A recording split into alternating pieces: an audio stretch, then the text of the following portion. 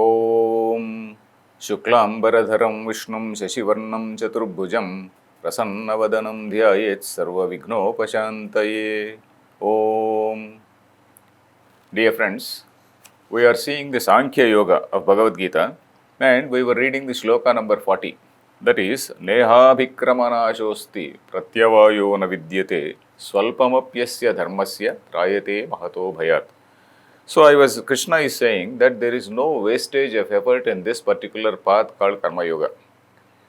In some other ordinary ritual, there can be wastage of effort.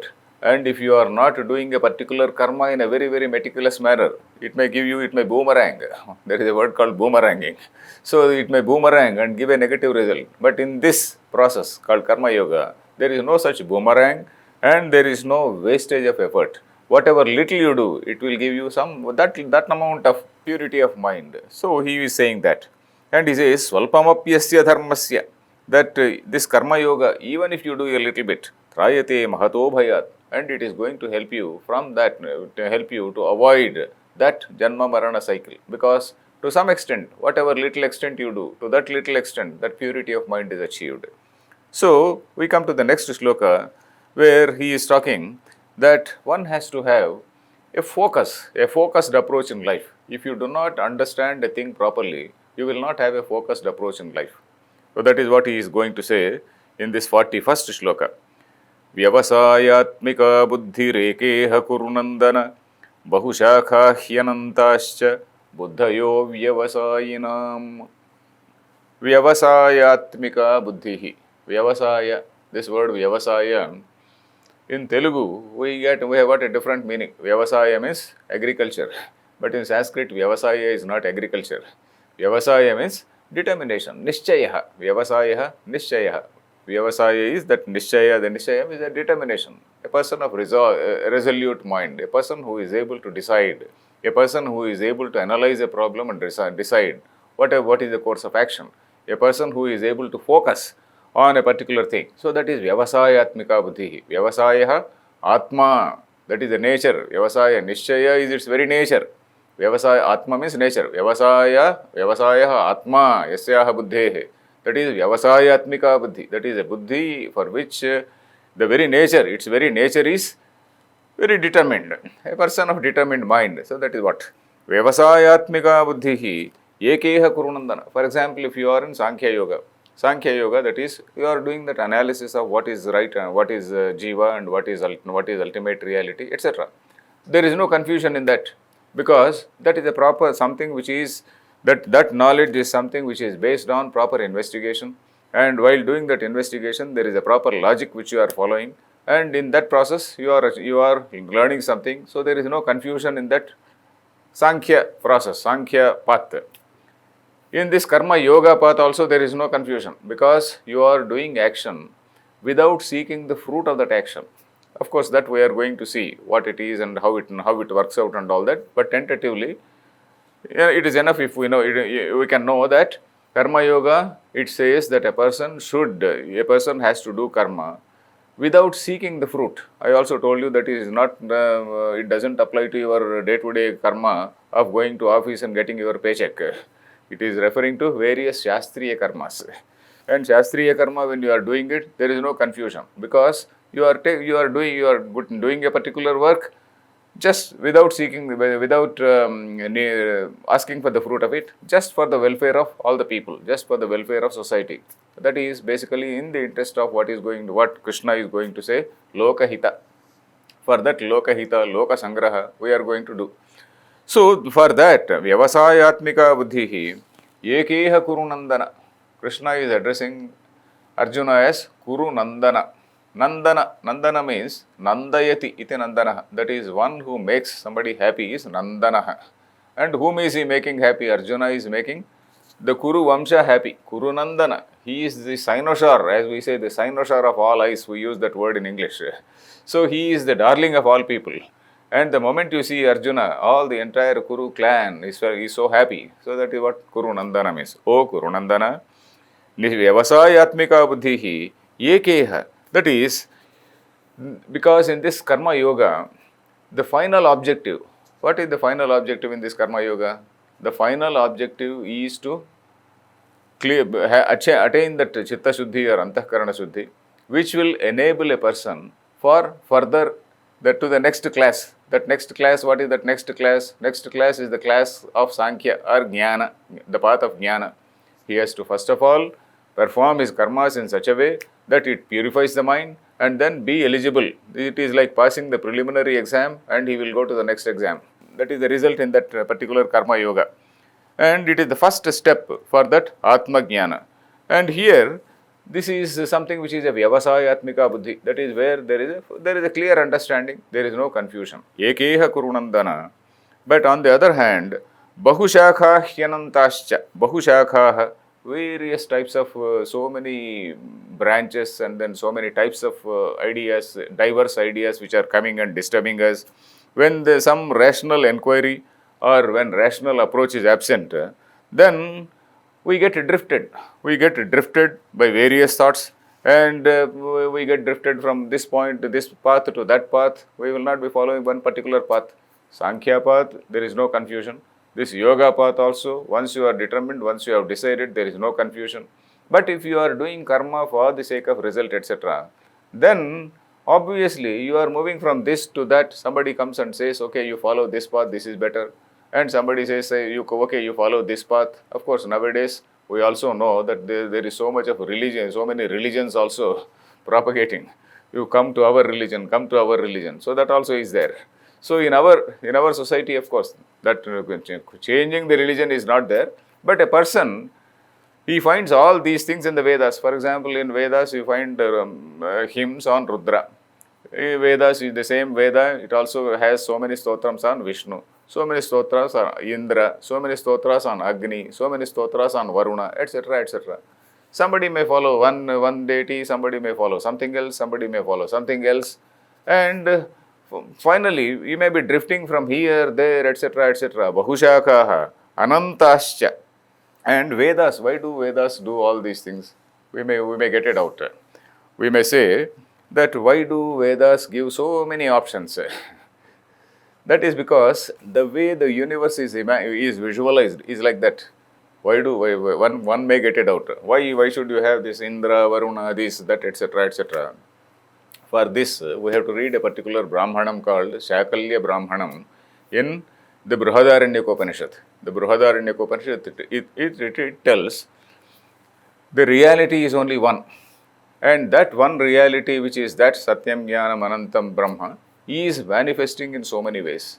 And all these manifestations at the level of cosmos, at the cosmic level, we call them by various names. You call them gods. The Srushti, Sthiti, Laya, you are calling them Vishnu, Brahma, Vishnu, Rudra.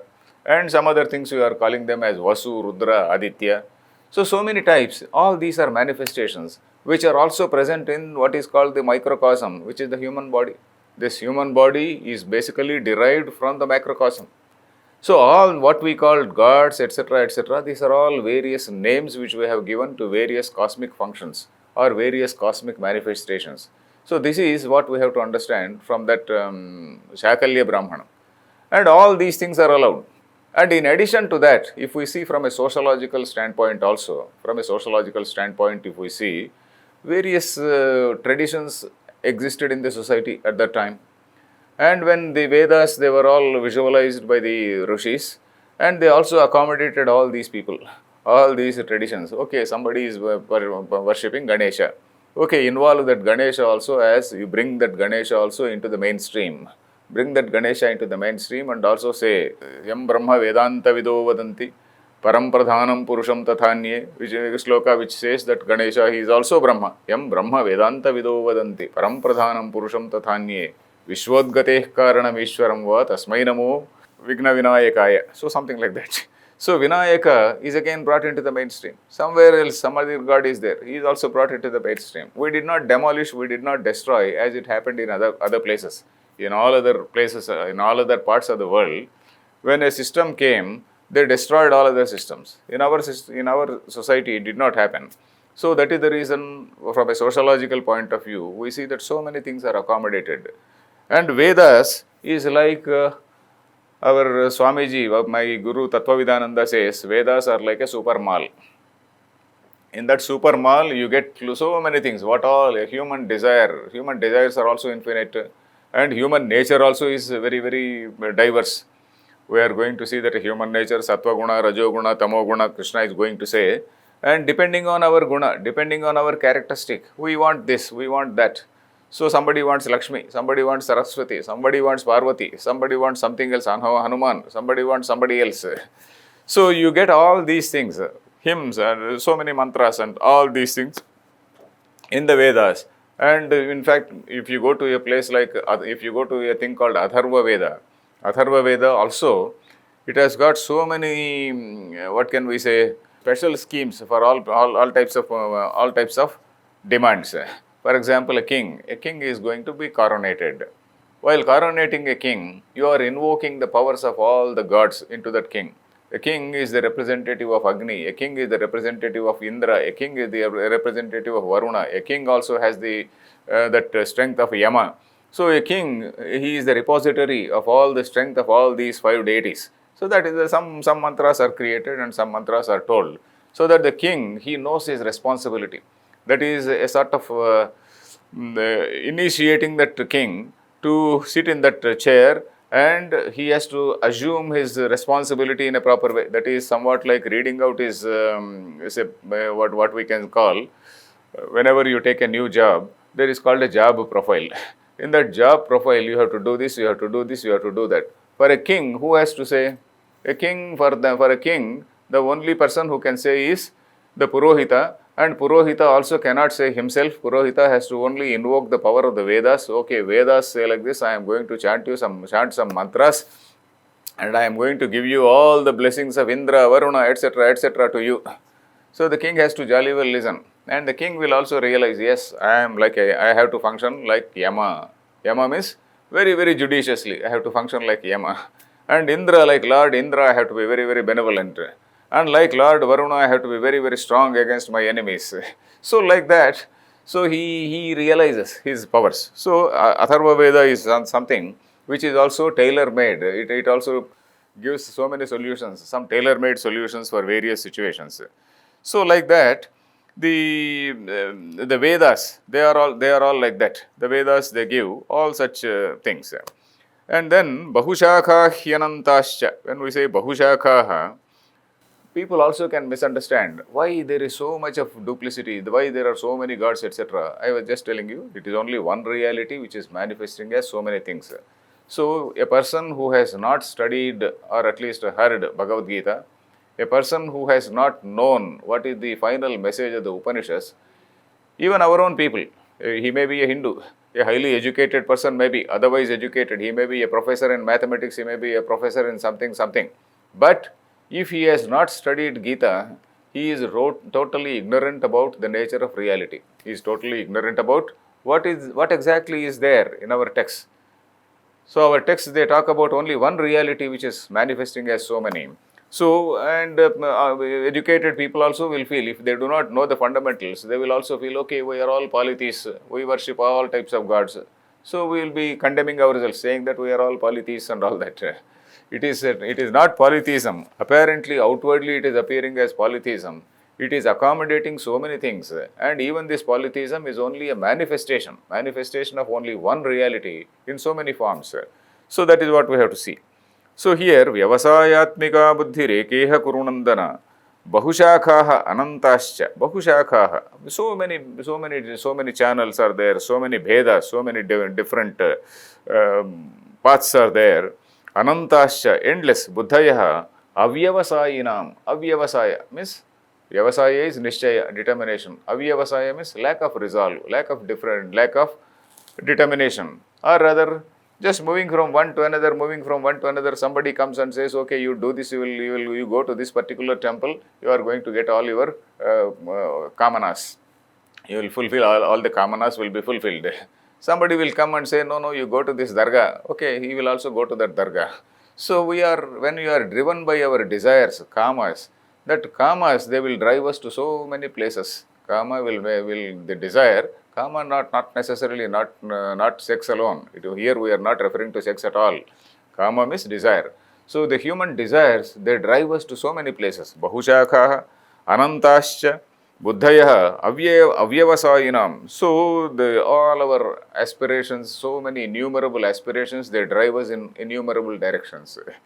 So that is what we see here. And but all said and done, we have to think at some point of time, what Krishna is saying is one has to have a focus of mind. That is applicable not only in the context of Arjuna, but even in day-to-day context for all of us.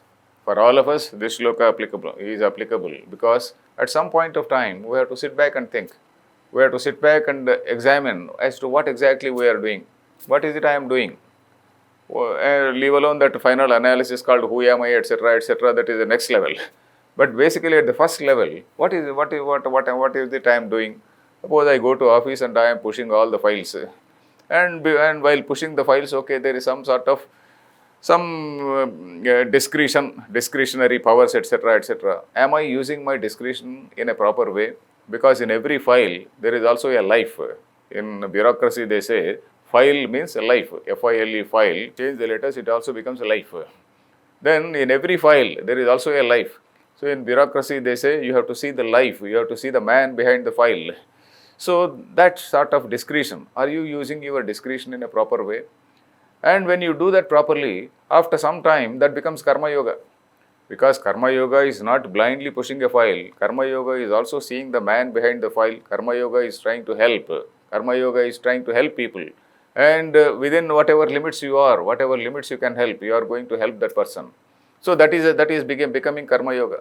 While you are earning your livelihood while going to office, you are also doing karma yoga there. So in such circumstances, this karma yoga concept applies there also. So gradually, when a person's mind becomes pure, then automatically certain higher questions come to his mind. Higher questions like, okay, let me see a particular book like Geeta or some other text like some Upanishad. What is it telling about me? What is it telling about questions like who am I? What is the reality? Etc. So at some point of time, all of us, we have to sit back and we have to think. Then Krishna is continuing this 42nd shloka. 42nd shloka in a similar way, he is continuing. That is, Yamimam pushpitam vacham pravadantyavipashchitah vedavadartah partha nanyadastiti vadinah. So he is continuing about the same people, the people who do not have that nishayatmika buddhi and who are just carried away by various promises which we find in heaven. Again, why are Vedas making so many promises? Means, as I told you just now, Vedas have to take into consideration all types of human beings. Vedas are not only for people of high caliber. There are people are in so many levels of understanding, so much of Uttamadhikari, Madhyamadhikari and Mandadhikari, all types of people. Uttamadhikari means a person of high ability, a person of middle level ability, and another person of low ability. So for all types of people, and Vedas give solutions, or they talk about dharma or karma for various categories of people. For varna, ashrama, for this particular varna, this is the dharma. For this particular ashrama, this is the dharma. And even in this one particular ashrama and varna also, for women, this is the dharma. For man, this is the dharma. For a father, this is the dharma. For a son, this is the dharma. For a wife, this is the dharma. How a man should be to the wife, husband and wife, what should be the relationship, everything, all these things, the dharma is told in the Vedas. So Vedas take into consideration the whole range of human nature. So that is the reason why Vedas give so many options, they give so many things. And it also tells, okay, pushpitam vacham, yamimam pushpitam vacham, pravadantyavipashchitah, vedavadaratah partha, nanyadasti iti vadinah. Here, of course, there are a few words which we have to see. Vedavada rataha and na anyadasti iti vadinah. Vedavada ratah partha means those who are highly fascinated by whatever attractive or allurements are shown in the Vedas. They are fascinated by various allurements. And na anyadasti, nothing is there beyond this. Na anyadasti. So that is what people say. So we will see who these people are and what Krishna is going to say about them tomorrow. Harihi Om Tat Sat.